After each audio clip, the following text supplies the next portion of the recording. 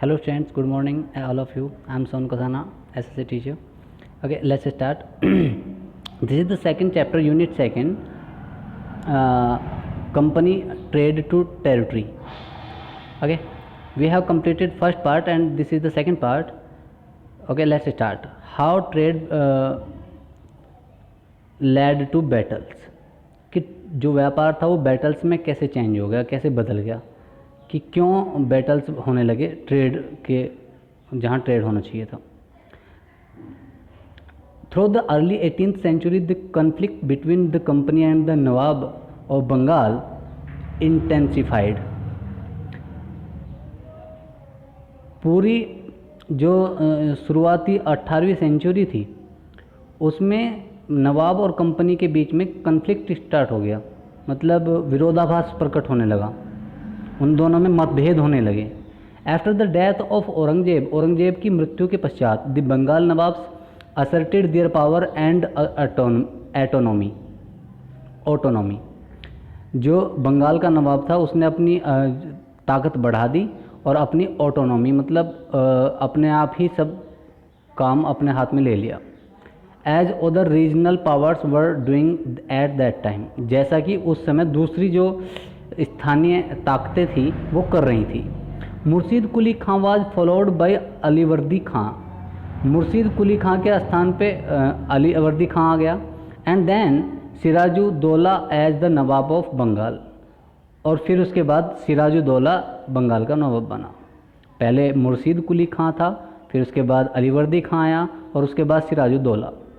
Each of them was a strong ruler. ये सब क्या थे? स्ट्रॉन्ग रूलर थे, है ना. Each of them was a strong ruler. They refused, उन्होंने मना किया, to grant the company concession. उन्होंने कंपनी को कंसेशन देने के लिए मना कर दिया, मतलब उन्होंने कोई छूट कंपनी को अलाउ नहीं की. Demanded large tributes for the company's right to trade.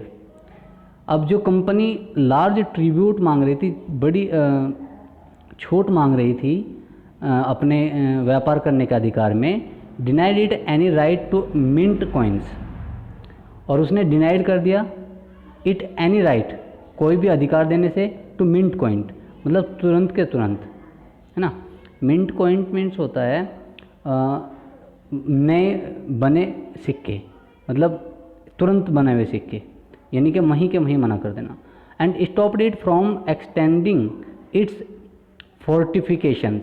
और जो पहले कंपनी को मिले हुए थे प्रिविलेजेस, उन्हें भी एक्सटेंड करने से उन्होंने मना कर दिया.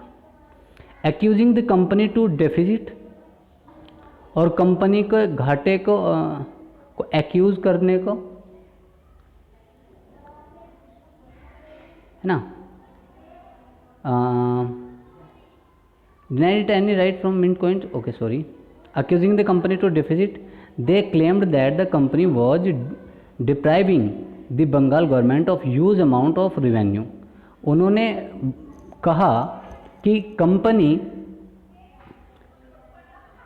बड़ा घाटा पहुंचा रही है बंगाल गवर्नमेंट को, है ना. राजस्व में बहुत बड़ा घाटा हो रहा है बंगाल गवर्नमेंट को, तो उसमें वो प्रॉब्लम आ रही है.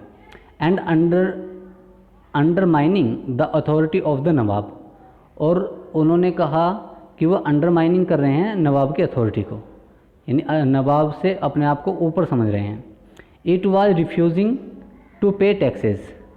वो टैक्स पे करने से मना कर देते हैं. राइटिंग डिसरेस्पेक्टफुल लेटर्स, और वे अभद्र पत्र लिखते हैं, असम्मान्य पत्र लिखते हैं. And trying to humiliate the nawab and his officials. और नवाब को और उसके अधिकारियों को नीचा दिखाने की कोशिश करते हैं. Students, today I am starting a new thing. आपको आज के बाद वीडियो में नीचे कमेंट करना है. मैं एक कोड बताऊंगा आपको. हर वीडियो के नीचे आपको एक कमेंट ये आपको एक कोड कमेंट करना होगा. तो आज का कोड है Y1. ओके, Y1 आपको ये कमेंट करना है. ये कमेंट करने का मतलब है कि आपने ये वीडियो अटेंड की है, आपकी ये प्रेजेंट है, एक तरह से आपको अपनी एब्सेंट और प्रेजेंट का सिस्टम है। आपको विदिन 24 आवर यानी कल 8 बजे से पहले पहले Y1 कमेंट करना है कमेंट बॉक्स में Y1। Okay students, let's move.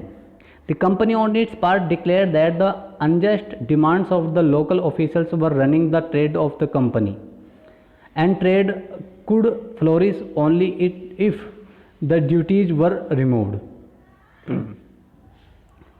Company ने डिक्लेयर किया, कंपनी ने घोषणा की कि दैट द अनजस्ट डिमांड, ये एक अनैतिक डिमांड है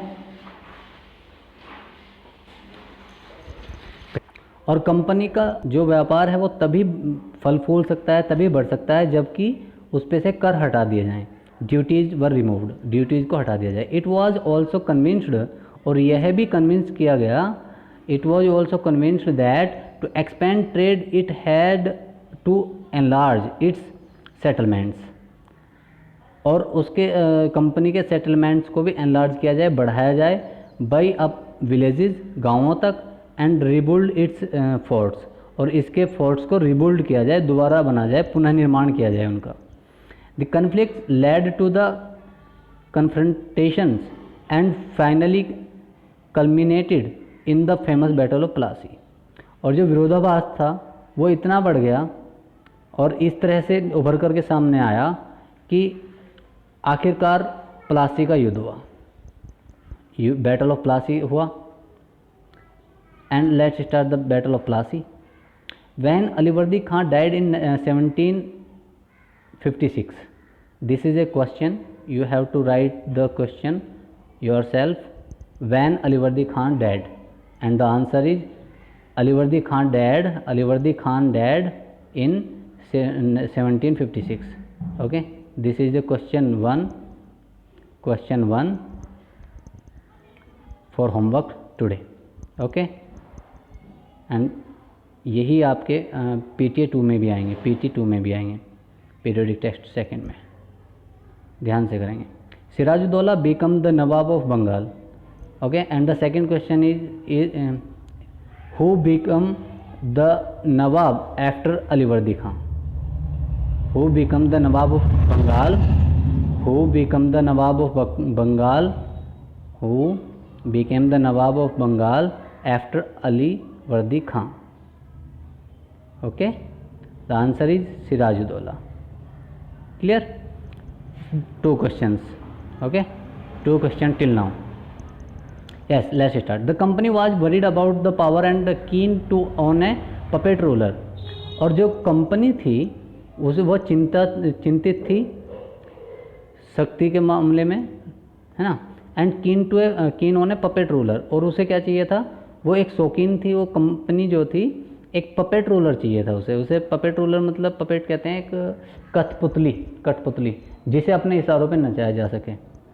who would willingly give trade concessions and other privileges, जो उनके इशारे पर, उनकी इच्छा के अनुसार उन्हें उनके कंसेशन और उनके क्षेत्राधिकार दे सके, जो उनके अधिकार की बात करें, मतलब जो जैसा वो चाहें वैसा उन्हें मिल जाए। Okay, tried though without success, so it tried without success to help one of the सिराजुद्दौला's rival become the नवाब, और ये तब तक मुमकिन नहीं था जब तक कि वे किसी सिराजुद्दौला के किसी विरोधी को नवाब न बना दें। And infuriated Sirajuddaulah asked the company to stop meddling in the political affairs of his dominion, stop fortification, and infuriated Sirajuddaulah asked the company को सिराजुद्दौला ने infuriated मतलब क्रोधित सिराजुद्दौला ने stop meddling in the political affairs of his dominion, अपने क्षेत्राधिकार के अंदर जो राजनीतिक मुद्दे थे उन पर उन्हें छेड़छाड़ करने के लिए मना कर दिया। स्टॉप फोर्टिफिकेशन, और ये जो मतलब हस्तक्षेप करना था उसके लिए मना कर दिया।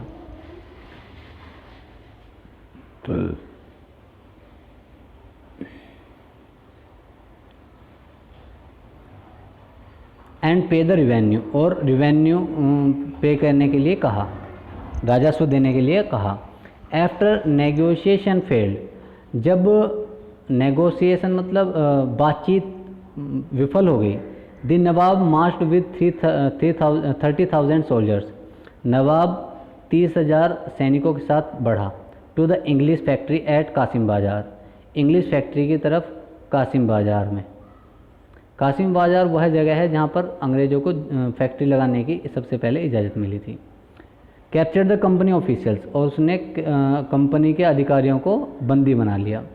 लॉक्ड द वेयरहाउस, वेयरहाउस को लॉक कर दिया, जो उनकी सामान रखने की जगह थी उसे लॉक कर दिया गया, ठीक है।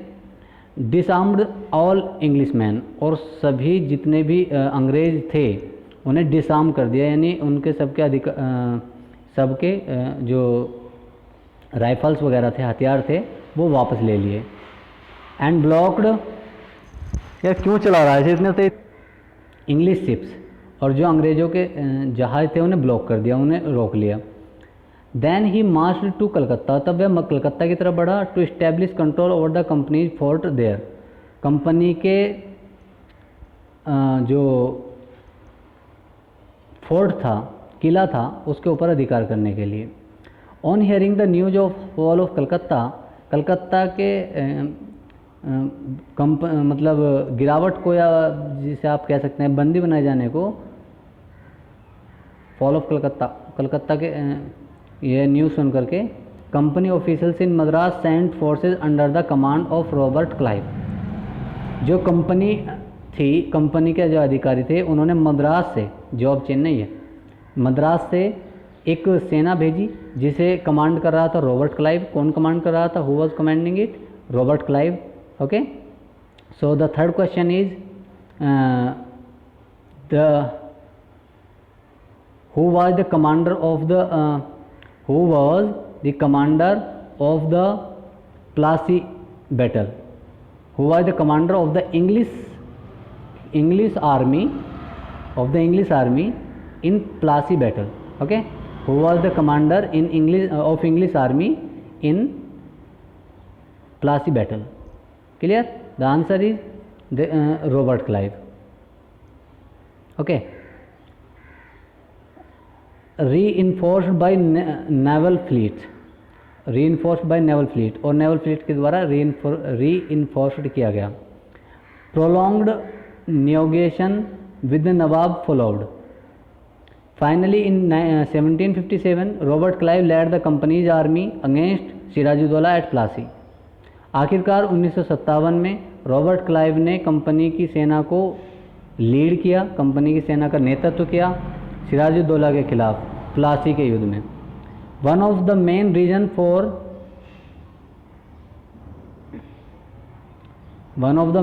For the defeat of the nawab was that the force led by the Mir Jafar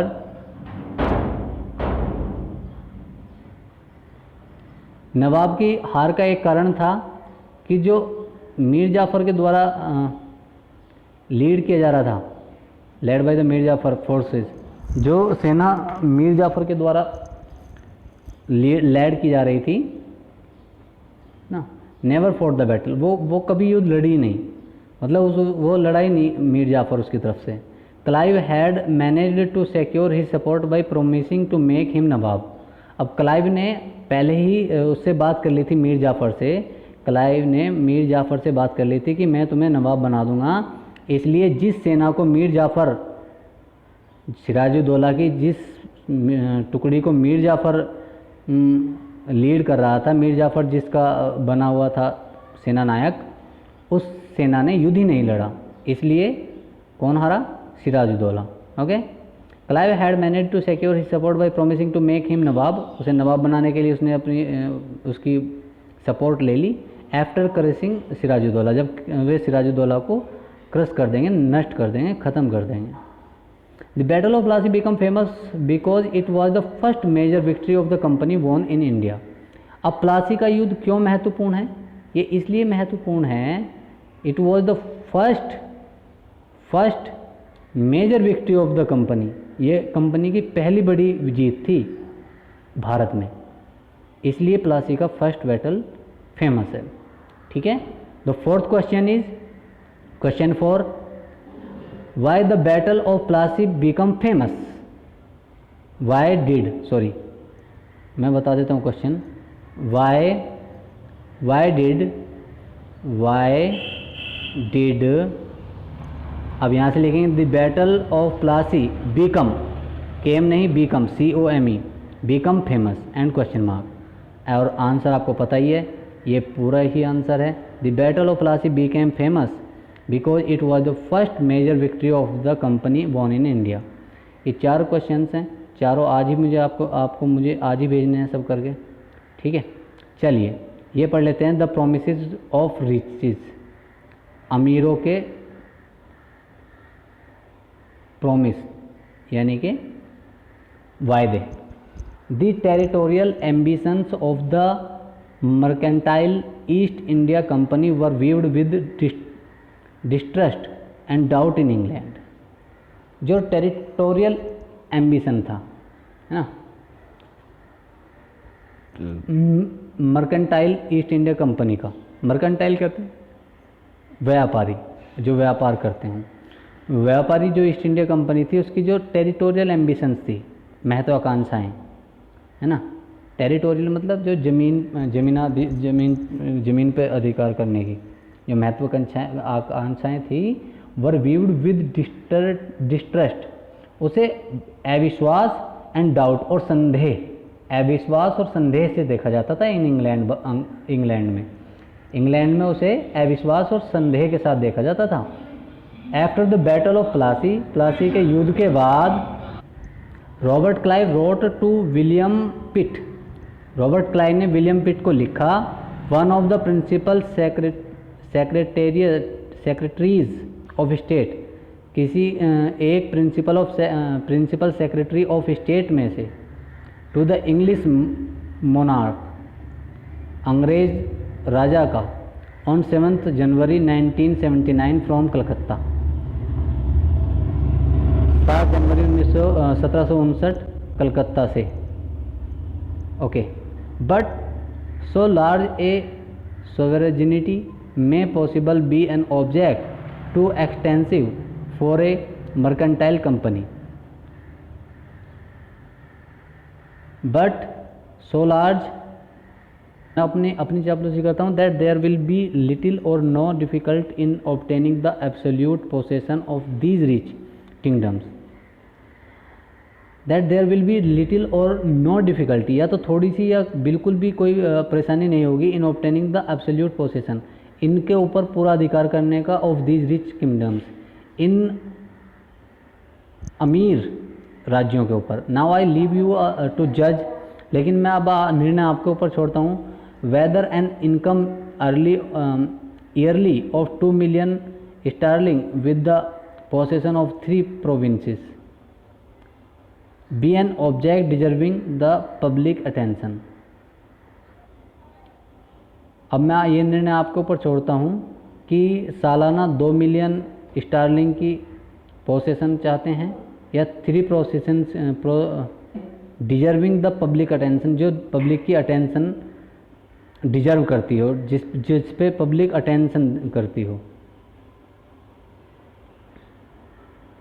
okay students, so you have to do 3 things. Let's read this word meaning. Puppet means literally a toy, सच में एक ऐसा खिलौना, you can move with strings, जिसे आप रस्सियों के सहारे चला सकते हैं. The term is used disapprovingly to refer to a person who is controlled by someone else. और ये जो शब्द है ये ऐसे व्यक्ति के लिए यूज किया जाता है जिसे कोई और कंट्रोल कर रहा हो. ओके, ये है. And this is the picture of Robert Clive, जो हमने अपने होमवर्क में देखा था, हॉलीडे होमवर्क में. Robert Clive he led the army of English in the battle of Plassey against Sirajuddaulah. Okay. Okay students, you have to do two things. First one is you have to comment y1 in the comment section, y1, and there are 4 questions. How many questions are there? 4. You have to answer me. You have to answer and write the answer and send them to me as soon as possible. Okay. Okay students, bye.